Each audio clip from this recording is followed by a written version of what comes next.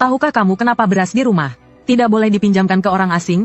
Pada hari ulang tahun nenek, ada seseorang membawa ember ke rumah kami untuk meminjam 7 butir beras. Paman besar mengusir orang itu dengan marah. Tetapi nenek menghitung 7 butir beras dan mengejar orang itu, lalu tidak pernah kembali.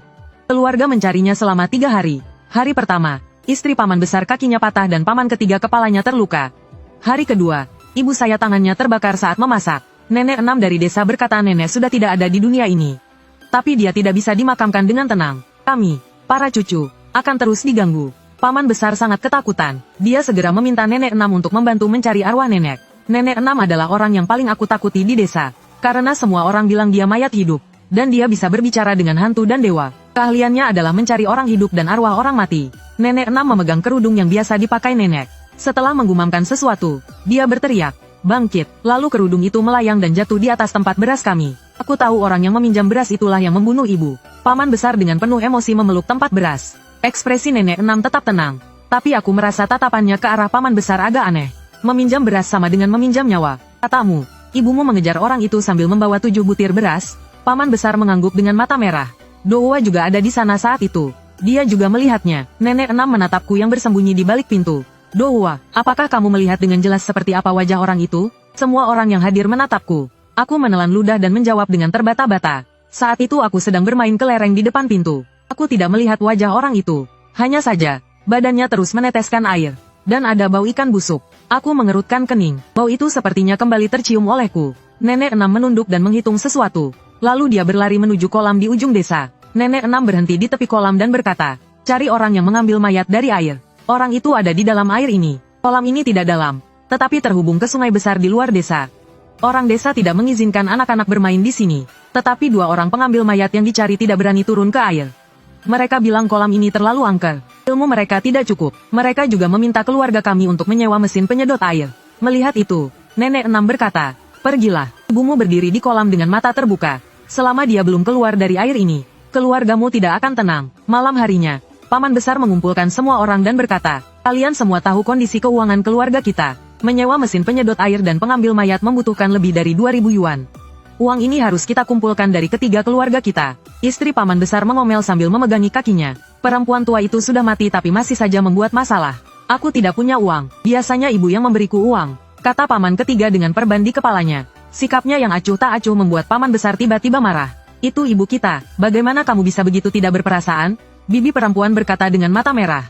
"Hati nurani macam apa ini? Lagian kita semua sudah kena musibah. Tinggal kau dan kakak yang baik-baik saja. Kalau kalian takut, kalian berdua saja yang keluar uang." Paman ketiga melirik paman tertua dan bibi perempuan. Akhirnya mereka bertengkar dan bubar dengan tidak senang. Malamnya, aku terus merasa ada bau ikan busuk di kamar.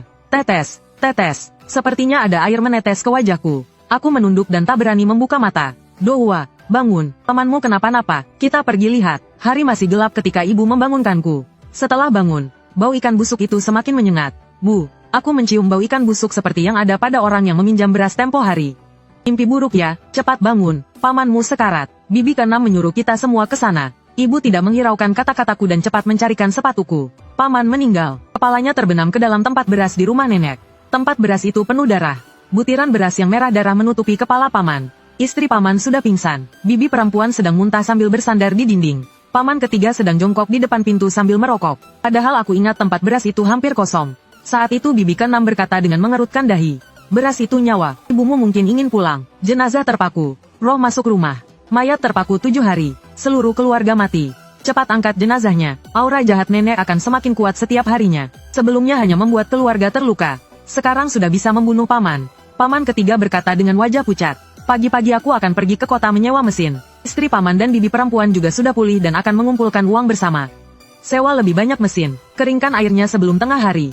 Kalau tidak, malam ini akan ada lagi yang mati. Aku pulang dulu menyiapkan beberapa barang. Bibi ke-6 pun pulang. Begitulah, hari kelima nenek menghilang. Perlahan muncul diiringi suara gemuruh mesin. Terlihat nenek berdiri di tengah kolam, tak bergerak. Ia masih mengenakan baju baru yang dibeli khusus untuk ulang tahunnya. Petugas pengangkat jenazah maju untuk menyalakan dupa pemandu arwah. Namun di bawah terik matahari musim panas ini, setelah mengganti beberapa korek api, dupa itu tetap tidak menyala. Bibi ke-6 berdiri di tepi kolam dengan ekspresi semakin serius. "Dowa, apa kau benar-benar melihat orang yang meminjam beras itu?" Aku tertegun sejenak, lalu mengangguk mantap dan berkata, "Iya, orang itu juga membawa ember."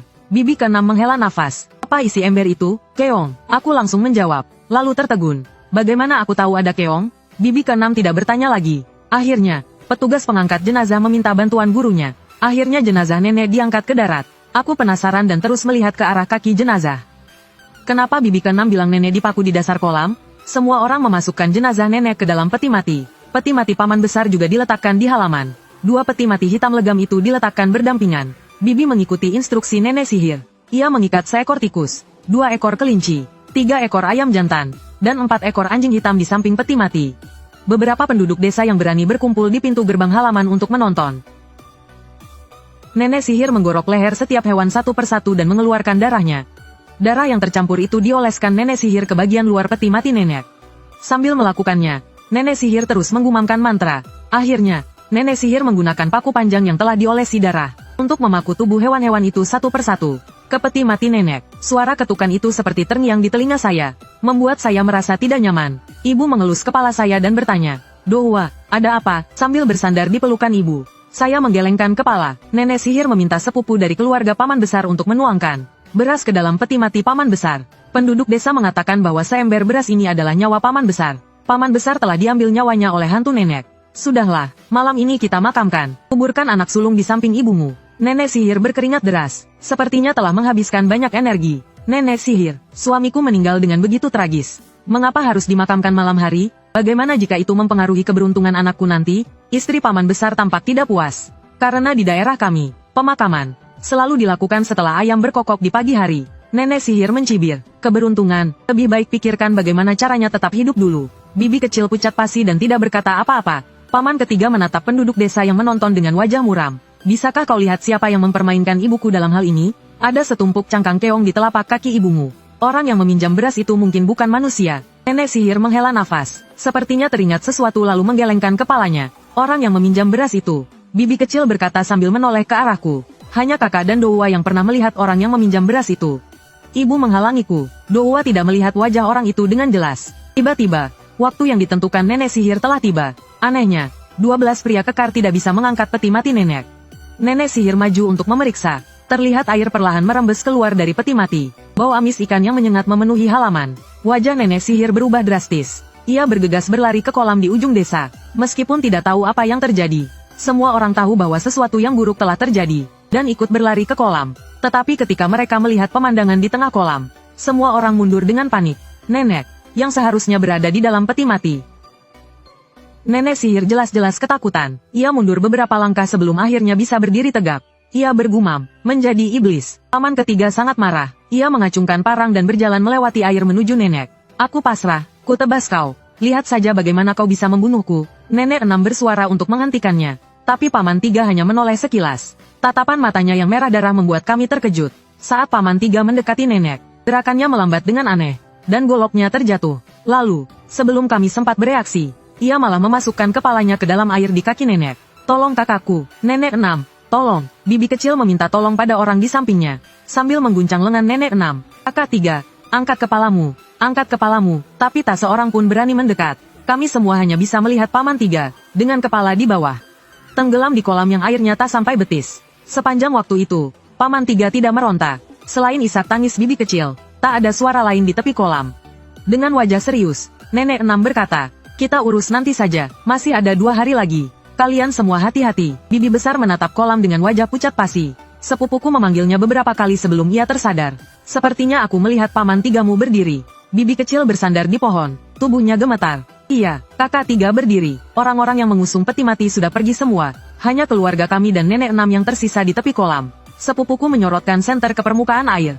Terlihat tubuh paman tiga berdiri tegak di dalam air, dengan kepala di bawah. Suara bibi kecil bergetar. Apakah sekarang giliranku, anak keduamu, hidup atau mati? Di bawah sinar bulan, wajah nenek enam terlihat mengerikan. Terakhir kali aku tanya anak pertamamu. Dia bilang anak kedua dan istrinya bertengkar lalu pergi dari rumah 7 tahun yang lalu. Ibuku menggenggam tanganku erat-erat. Aku bertanya pada ibuku dengan suara pelan. Apakah ayahku masih hidup? Ibuku diam saja. Tapi bibi kecil malah menangis. Kakak pasti sudah mati. Mati 7 tahun yang lalu. Bibi besar berdiri di samping, membentak pelan. Jangan bicara sembarangan, omong kosong. Ayah Dohwa tidak mati. Bulan lalu dia masih mengirim surat padaku. Buku tiba-tiba mengamuk dan mendorong bibi kecil hingga terjatuh. Aku tidak ingat wajah ayahku. Tapi orang-orang desa bilang ayahku kawin lari dengan janda dari desa sebelah.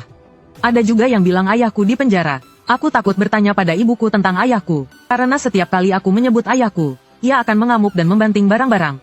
Sepupuku menghentakkan kakinya. Ini genting, ini masalah hidup dan mati. Katakan semua yang kalian tahu. Bibi kecil dicekik lengannya erat-erat oleh bibi besar. Ia menunduk, diam tak bersuara. Nenek enam menghela napas. Ia mengeluarkan 5 lonceng dari sakunya dan membaginya kepada kami. Ia berbisik, pulanglah kalian. Pastikan kalian selalu membawa lonceng ini. Setidaknya ini bisa melindungi kalian malam ini. Jika peminjam beras ini benar anak keduamu, maka dia pasti mati penasaran. Dan selama 7 tahun tidak ada yang mendoakannya. Aku tidak yakin bisa menyelesaikan dendam ini. Nenek Liu memandang ibuku dengan iba. Kalian tidak mengatakan yang sebenarnya. Sampai malam ke-7, tidak ada yang bisa menyelamatkan kalian. Bibi besar tampak panik tapi tetap bersikeras. Kami benar-benar tidak tahu. Waktu itu, adik laki-lakiku bertengkar hebat dengan istrinya. Setelah itu, aku tidak pernah melihatnya lagi. Siapa yang tahu apakah dia hidup atau mati.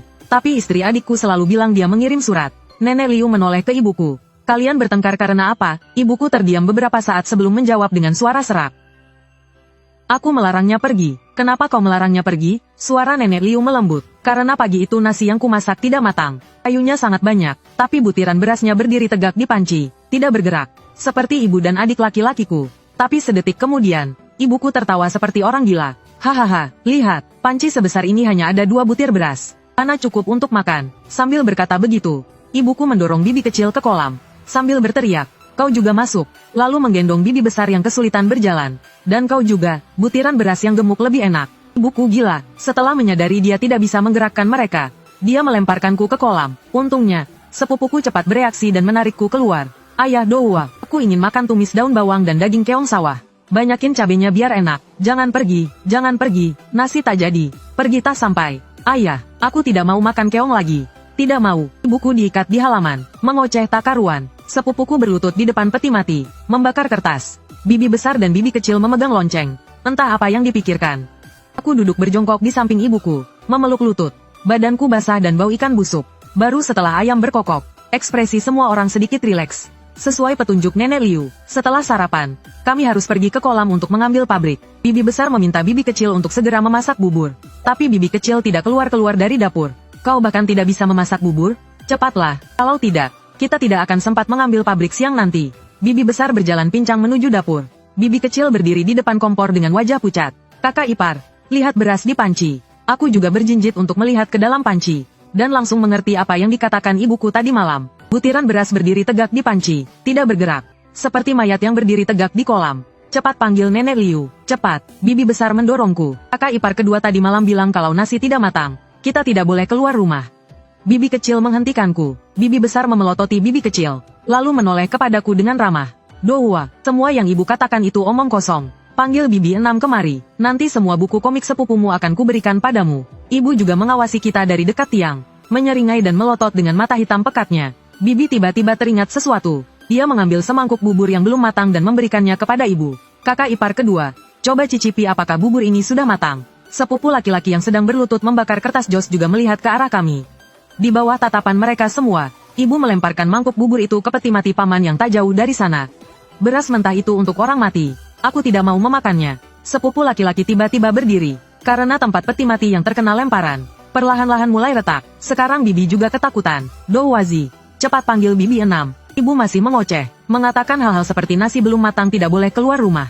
Aku berdiri di samping ibu sambil memegang lonceng. Aku tidak mau pergi. Ibu tidak mengizinkanku pergi. Meskipun buku komik itu sangat menggoda, aku percaya pada ibu. Lagi pula, kematian paman dan paman ketiga sangat mengejutkanku. Saat ini, retakan di peti mati paman semakin besar. Istri paman berteriak agar sepupu laki-laki menjauh dari peti mati. Dalam keheningan, suara peti mati yang retak terdengar sangat keras. Sepupu laki-laki berdiri mematung di depan peti mati. Sepertinya dia tidak mendengar teriakan istri paman sama sekali. Bagus, saat kau hidup, aku tidak pernah hidup enak. Setelah mati, kau masih ingin mengganggu anakku. Pergi. Istri paman sangat ketakutan hingga menjadi marah. Dia melemparkan lonceng di tangannya ke peti mati. Jika kau punya masalah, hadapi aku. Jangan sentuh anakku. Istri paman berjalan menuju peti mati sambil berteriak dan mengumpat. Lonceng itu menghantam peti mati dan mengeluarkan sedikit asap hitam. Hingga istri paman menyeret dan menarik sepupu laki-laki menjauh dari peti mati. Barulah dia tiba-tiba ambruk ke tanah dan menangis terseduh-seduh. Wajah sepupu laki-laki pucat pasi. Seolah-olah dia melihat sesuatu yang mengerikan. Butuh waktu lama baginya untuk menghela nafas dan kembali normal. Bibi berjongkok di pintu dapur. Aku dan ibu bersandar di tiang. Tidak ada yang berbicara lagi. Aku tahu semua orang menunggu pagi tiba dan Bibi 6 datang. Tapi yang mengetuk pintu duluan bukanlah Bibi 6, melainkan seorang lelaki tua berdebu. Bibi bertanya lebih dulu ada perlu apa. Tapi pria itu langsung berjalan menuju peti mati paman. Dia menghela nafas. Aku tetap terlambat. Lalu pria itu menceritakan apa yang terjadi pada keluarga kami selama 6 hari ini. Kalian salah. Mayat yang membuka matanya di air. Harus dihilangkan dendamnya terlebih dahulu. Setelah mayat menutup matanya, baru boleh diangkat ke peti mati dan dikuburkan. Itu yang pertama. Yang kedua, lonceng yang kalian pegang disebut lonceng dendam. 5 titik membentuk formasi. Formasi terbentuk. Aura jahat muncul. Untungnya kalian hanya memegangnya semalam. Jika kalian tetap di dekat peti mati ini semalam lagi, mayat di dalamnya akan berubah menjadi aura jahat dan keluar. Saat itu, tidak ada yang bisa menyelamatkan kalian. Lonceng Bibi besar jatuh di samping peti mati. Tadinya dia masih ragu untuk mengambilnya. Sekarang malah lega. Sudah kubilang, dukun 6 tidak bisa. Keluarga kita, yang mati ya mati, yang gila ya gila. Bahkan paman ketiga meninggal di depan dukun 6. Dia tidak bisa menolong. Lalu Bibi besar terlatih-tatih ke depan. Orang sakti, apa yang harus kita lakukan? Bibi kecil mengerutkan kening. Kakak ipar, orang ini mungkin mendengar tentang masalah keluarga kita dan datang untuk menipu. Lebih baik percaya pada dukun 6. Saya diundang oleh Chen Qishan. Kakek tua itu menyebut nama paman besar. Tapi paman besar sudah meninggal. Bibi besar tertegun sejenak lalu bertepuk tangan. Aku ingat, orang mati itu memang pernah bilang ingin mengundang orang sakti lagi. Dia sangat takut mati. Sepupu laki-laki itu juga tersadar. Jadi dukun 6 ingin mencelakai kita? Aku baru saja melihat ayahku duduk di dalam peti mati. Makanya peti matinya retak. Kakek tua itu mengisyaratkan kami untuk memberinya lonceng. Tenang, kalau loncengnya diambil, tidak akan apa-apa. Ayahmu belum menjadi hantu sepenuhnya. Nyawa kalian masih bisa kuselamatkan. Hanya saja, nenekmu agak sulit. Roh orang yang meninggal karena tenggelam. Dendamnya sulit dihilangkan. Hanya bisa ditekan. Kalian siapkan barang-barang peninggalan almarhum. Sebagai media penekanan, kakek tua itu menoleh ke sepupu laki-laki. Kakek tua itu bilang semuanya berawal dari nenek. Tidak penting apakah yang meminjam beras itu manusia atau hantu. 7 butir beras. Jika manusia, akan meminjam umur 7 tahun. Jika hantu, akan meminjam 7 hari untuk hidup kembali. Tapi tidak akan berdampak pada keturunannya. Kecuali jika umur orang yang dipinjam tidak cukup. Bahkan jika 7 tahun, tidak perlu menggunakan umur 3 orang untuk melunasinya. Jadi, intinya adalah dendam orang yang meninggal karena tenggelam belum hilang. Makanya berdampak pada keturunannya. Bibi kecil ragu sejenak lalu memberikan loncengnya pada kakek tua itu. Aku berjongkok di samping ibu, sedang mempertimbangkan apakah akan memberikannya atau tidak. Ibu sudah merebut loncengku, lalu menginjaknya dengan kuat. Bibi besar panik. Kakek tua itu melambaikan tangannya. Tidak apa-apa, kalau hancur, tidak akan terjadi apa-apa. Siang hari tidak akan terjadi apa-apa. Mayat itu juga tidak bisa diangkat hari ini. Kalian lihat saja apa yang akan dilakukan dukun 6. Turuti saja, hanya saja, jangan ambil barang yang dia berikan. Kakek tua itu bilang masalahnya lebih rumit dari yang dia duga. Dia perlu mempersiapkan sesuatu dan akan menjaga kita malam ini. Bibi besar melihat kakek tua itu hendak pergi. Nasinya belum matang. Apa kita boleh keluar? Kakek tua itu tertegun sejenak lalu mengikuti bibi besar ke dapur. Biar aku yang urus. Kakek tua itu mengeluarkan sepotong kayu dari tasnya, lalu memukulkannya ke atas panci. Sambil memukul, dia menggumamkan sesuatu. Tak lama kemudian, dia menyuruh bibi kecil menyalakan api. Tidak lama kemudian, nasi di dalam panci mulai mengental. Kakek tua itu bilang nasi tidak matang, karena ada hantu yang duduk di atas panci. Nasi matang untuk manusia, nasi mentah untuk hantu. Usir saja, kalau tidak diusir lalu keluar rumah. Dia akan dijadikan pengganti oleh hantu itu. Dan sangat mudah celaka. Ini membuat bibi besar semakin yakin kalau kakek itu orang sakti. Setelah kejadian ini, semua orang merasa canggung saat bertemu nenek 6 di tepi kolam. Petugas pengangkat jenazah sedang membakar dupa. Sementara nenek 6 berdiri di samping dengan wajah muram. Di siang hari, 2 mayat di dalam air terlihat lebih jelas dan mengerikan. Mata nenek yang melotot seolah menatap orang-orang di tepi kolam. Sementara paman 3 yang kepalanya menghadap ke bawah.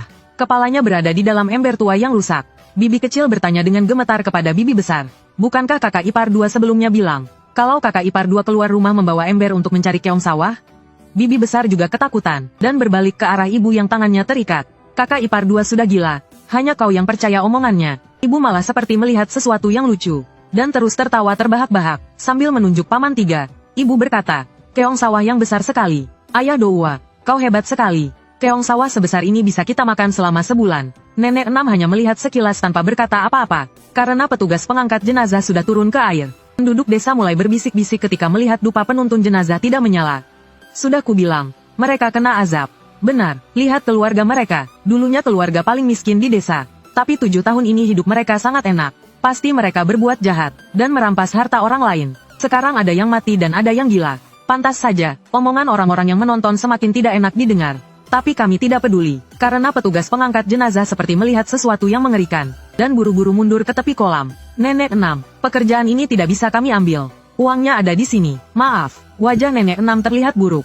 Kalian sudah menerima pekerjaan ini, jadi harus mengangkatnya. Ini aturannya, bukan kami yang melanggar aturan. Mayat yang berdiri tegak juga pernah kami angkat. Meskipun kami berurusan dengan orang mati, tapi ada 3 hal yang tidak boleh kami sentuh. Berpakaian merah dan tidak membusuk, mayat berbau harum, dan mayat dengan makhluk hidup. Keong sawah di mayat ibu dan anak ini masih bergerak. Kami tidak bisa menyentuhnya. Maaf. Petugas pengangkat jenazah dan gurunya bersujud ke arah kolam, lalu membakar dupa lagi. Mereka baru berdiri setelah dupa habis terbakar. Nenek 6 bilang hanya tersisa 1 kesempatan lagi besok siang. Kalau tidak ada petugas pengangkat jenazah yang mau datang, maka keluarga yang harus mengangkatnya. Aku melihat bibi kecil dan bibi besar saling berpandangan, seolah setuju kalau kakek itu memang peramal ulung. Hanya aku yang menyipitkan mata ke arah tengah kolam. Bau amis ikan yang familiar itu sudah perlahan menyebar ke tepi kolam, tapi sepertinya tidak ada yang menciumnya. Selain Nek 6 yang sedikit mengernyitkan dahi. Kok bisa ada keong sebanyak ini? Dohua, katamu, di dalam ember orang yang meminjam beras itu berisi keong. Apa kau melihatnya? Nek 6 menunduk menatapku dengan lembut, membuatku tanpa sadar menurunkan pertahananku.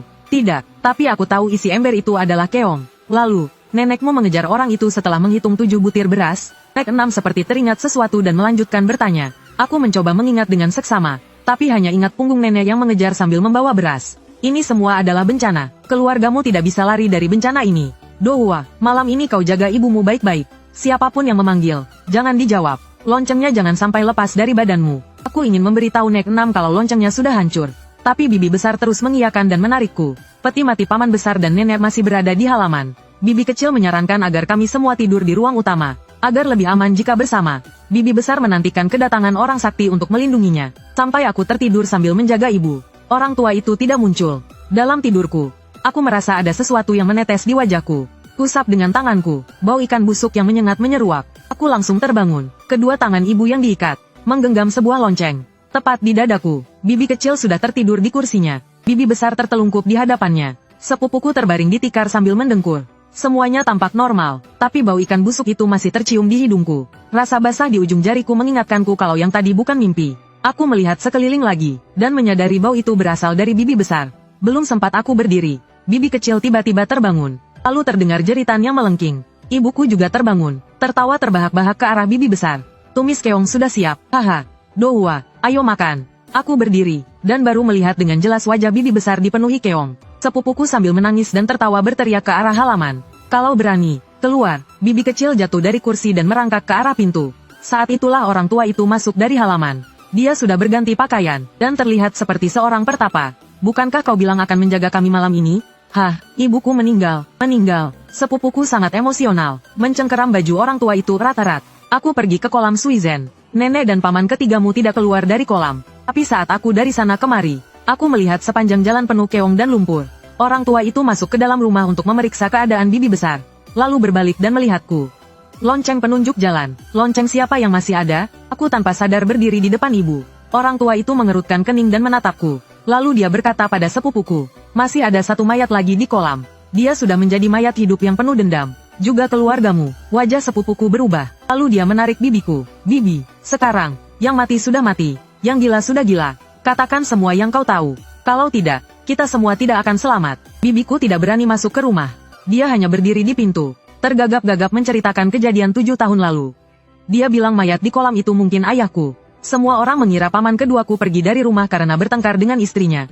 Atau dia ditangkap dan dipenjara karena membuat masalah di luar. Tapi 7 tahun lalu, saat aku bangun tengah malam, aku melihat paman pertama dan ketiga sedang memotong daging di halaman. Mereka membuang potongan daging itu ke dalam ember dan membawanya untuk memberi makan ikan. Setelah mereka pergi, aku menemukan jari di tanah. Bibiku bilang hari itu dia mendengar kakekku dan paman ketigaku membicarakan ayahku.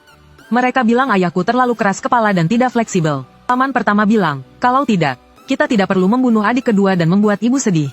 Bibiku menundukkan kepalanya dan berkata pelan, ayahku dibunuh oleh kakek dan paman ketigaku. Kenapa? Lalu nenek, apakah nenek tahu? Aku berdiri dan bertanya pada bibiku. Bibiku menggelengkan kepalanya. Aku juga tidak tahu. Aku hanya mendengar sedikit. Istri paman pertama dan yang lainnya pasti tahu. Kakek tua itu menghela nafas. Kalau 7 tahun lalu, mungkin aku tahu. 7 tahun lalu. Chen Qishan menemukanku. Dia bilang saudaranya meninggal karena kecelakaan. Dia takut orang tuanya sedih. Jadi dia memintaku cara untuk menyembunyikan kepergiannya, agar orang tuanya mengira saudaranya hanya pergi jauh. Pantas saja ibuku selama ini mencari ayahku ke dukun, tapi tidak pernah menemukan jejaknya. Ternyata itu untuk menutupi jejak pembunuhan. Pantas saja ramalan membawaku ke sini. Ini karmaku. Kakek tua itu memukul dadanya, sepertinya menyesal. Kakek tua itu berkata, yang membunuh kakek dan paman ketiga sebelumnya. Aku tidak yakin apakah itu nenek atau ayahku. Tapi yang masuk malam ini jelas bukan kedua mayat itu. Besok aku akan memeriksa bagian bawah mayat di kolam lagi. Jika Chen Qishan mengikuti cara yang kuberikan sebelumnya, untuk menekan saudaranya, mungkin dia tidak membersihkan mayatnya dengan benar. Beberapa hari yang lalu hujan deras mengguyur. Ditambah lagi ini tepat 7 tahun. Dendamnya menerobos penekanan dan dia bisa naik ke darat dan membuat kekacauan. Aku mendengarkan kakek tua dan sepupuku dengan linglung, membahas apa yang perlu disiapkan besok. Tapi aku berpikir, apakah ayahku yang meminjam beras? Lalu kenapa dia tidak datang menemuiku selama 7 hari dia hidup kembali? Aku melamun sampai pagi, tapi ibuku tidak tertawa lagi. Dia tidur nyenyak. Hari ini adalah hari ke-7 kematian nenek. Juga hari terakhir yang dikatakan dukun. Jika dia tidak dikuburkan, kita semua tidak akan selamat. Pagi-pagi sekali, kakek tua itu membawa barang-barang yang disiapkan sepupuku ke kolam. Dan bertemu dengan dukun itu. Kalau kalian tidak percaya pada nenek tua ini, bilang saja langsung. Tidak perlu cari dukun gadungan. Kakek itu tersenyum. Nenek, kita bicara terus terang saja. Mayat ini kau paksa bertahan sampai hari ke-7. Keluarga Chen hampir mati semua. Apa rencanamu? Nenek tua itu mendengus dingin. Tidak menjawab. Kakek itu juga tidak menunggu jawaban. Setelah bertanya, ia langsung turun ke air, berjalan menuju mayat itu. Ia berhenti tepat di samping nenek. Ia mengulurkan tangan kanannya, memutar ember di bawah kepala paman ketiga. Lalu ia menjepit ember itu dan mengangkatnya dari air. Kakek itu membawa ember itu kembali ke tepi kolam. Lihat, apakah ini barang ayahmu? Kakek itu melempar ember itu ke kakiku. Tapi aku tidak tahu sama sekali. Iya, ini ember kakak kedua. Ada retakan di sini. Dia selalu membawa ember ini untuk mencari keong sawah. Bibi kecilku mengintip sekeliling lalu berkata pelan. Aneh juga bisa mengumpulkan arwah lewat keong sawah. Setelah berkata, kakek itu memandang nenek tua. Kau pasti sudah tahu, Chen tua yang kedua ada di kolam ini, kan? Nenek tua itu tertawa dingin. Kau sok baik, bukankah kau yang mengajari Chen tua yang pertama cara memberi makan ikan dengan mayat? Tapi kau lupa bilang kalau barang kenangannya juga harus diurus. Sehingga menyebabkan bencana besar ini. Sepupu melangkah maju dan memberi hormat. Apapun penyebabnya, kami mohon bantuan kalian berdua, untuk mengurus pemakaman keluarga kami. Kakek itu menoleh ke arah ibuku. Ini bukan perbuatan mayat ini. Ada orang lain yang ingin kalian mati. Wajah bibi kecilku memucat. Kakak kedua ingin balas dendam. Seharusnya tidak akan cari aku kan? Aku tidak tahu, sebab akibat sudah jelas. Dendam sudah terbalaskan. Jangan sakiti orang lagi. Kakek itu mengeluarkan lonceng yang diberikan nenek tua kepada bibi kecilku dan yang lainnya. Kau menggunakan lonceng arwah untuk mengumpulkan energi negatif dan menuntun mayat. Pasti mengincar harta keluarga Chen, kan? Aku tertegun. Keluarga kami punya harta apa? Seingatku, keluarga kami sangat miskin. Harta, haha, kalau aku ingin harta, aku punya cara lain. Hari ini, kau tidak akan bisa mengubur mayat ini. Aku ingin seluruh keluarga Chen mati. Nenek tua itu tidak lagi ramah. Penampilan gilanya membuatku agak takut. Bibi kecilku sangat marah. Nenek tua, kau tidak punya dendam dengan keluarga Chen. Selama kau tinggal di desa ini, ibuku sering mengundangmu makan. Bagaimana kau bisa membalas budi seperti ini? Hahaha, lebih baik kau tanya kakak-kakakmu di alam baka. 7 tahun lalu, yang dicacah itu 1 orang atau 2 orang. Nenek tua itu bilang anaknya pergi merantau 7 tahun lalu, dan belum pulang. Hartanya habis. Kau, kakek tua, juga bukan orang baik. Bukankah kau yang mengincar harta keluarga Chen? Sekarang mereka mati dan gila. Dengan lebih banyak tipu daya, kau bisa hidup kaya raya, kan? Nenek 6 menunjuk darah anjing hitam di tangan kakek tua itu. Kau hanya ingin menekannya sementara. Setelah mendapat harta, kau akan kabur. Hantu ini jelas masih memiliki dendam. Anak kedua keluarga Chen adalah sumber dendamnya. Kakek tua itu tidak berkata apa-apa, hanya melempar ember ke kolam. Ember itu seakan hidup. Ember itu langsung mengapung ke arah mayat nenek. Kalian juga lihat, nenek tua ini tidak ingin kalian hidup. Hanya aku yang bisa menyelamatkan kalian sekarang. Kakek tua itu menuangkan darah anjing hitam ke sapu tangan yang biasa dipakai nenek. Lalu dia menatap sepupuku. Aku bisa membuat keluargamu dikubur dengan layak. Tapi semua barang yang disembunyikan ayahmu harus diberikan kepadaku. Sepupuku menarik napas dalam-dalam 2 kali. Aku tidak tahu di mana dia menyembunyikannya. Kau bisa mencarinya sesukamu. Jika kau menemukannya, itu milikmu. Kakek tua itu tersenyum dan masuk ke air lagi. Dia mengikatkan sapu tangan di mata nenek. Lalu dia menggumamkan sesuatu pada mayat nenek dan paman ketiga. Lalu dia menariknya pelan-pelan. Kedua mayat itu perlahan-lahan terlentang di permukaan air. Kakek tua itu berbalik dan berjalan ke tepi kolam. Mayat-mayat dan ember itu mengikutinya kembali. Melihat itu, nenek 6 mencibir dan pergi. Bibi kecil ingin menghentikannya. Kau telah membunuh begitu banyak orang di keluargaku. Ini tidak bisa dibiarkan begitu saja. Aku tidak melakukan apa-apa. Kakak keduamu yang meminjam beras. Dia juga yang membunuh untuk balas dendam. Aku hanya tidak cukup kuat untuk menghentikan hantu dendam itu. Saat nenek enam pergi, tatapannya ke arahku agak aneh. Aku menatap ibuku di sampingku. Aku agak takut. Dia mengulurkan tangan dan memegang tanganku. Seperti biasa, dia menepuk tanganku dengan lembut. Kakek tua itu berhasil menguburkan mayat-mayat itu. Ada 5 peti mati di halaman. Di dalam peti mati ayahku, ada ember itu. Ember itu penuh dengan keong sawah. Sepupuku membakar uang kertas dengan sedikit linglung. Bibi kecil mencari-cari di rumah bersama kakek tua itu. Akhirnya mereka menemukan beberapa vas dan piring di bawah tempat tidur nenek. Mata kakek tua itu berbinar. Setelah menyimpan barang-barang itu, dia dengan cekatan menyiapkan meja sesaji di depan peti mati. Kali ini, dari mengangkat peti mati hingga penguburan, semuanya berjalan lancar. Sepupuku dan bibi kecil berlutut di depan gundukan tanah dan menghela napas lega. Akhirnya selesai, tidak akan ada masalah lagi, kan? Kakek tua itu bilang tidak apa-apa. Tulang kakak keduamu sudah lama hilang. Kami mengubur ember dan keong sawah. Sumber dendamnya. Dendam ibumu adalah kakak keduamu. Sedangkan yang lain adalah karma. Mengenai anak laki-laki yang dikatakan nenek tua itu, tidak ada jasadnya. Aku juga sudah menekannya kembali. Malam ini aku yang berjaga. Jangan khawatir, meskipun kakek tua itu berkata begitu. Aku tahu sesuatu akan terjadi malam ini. Karena aku selalu tahu orang yang meminjam beras adalah ayahku. Dan dia juga yang membunuh.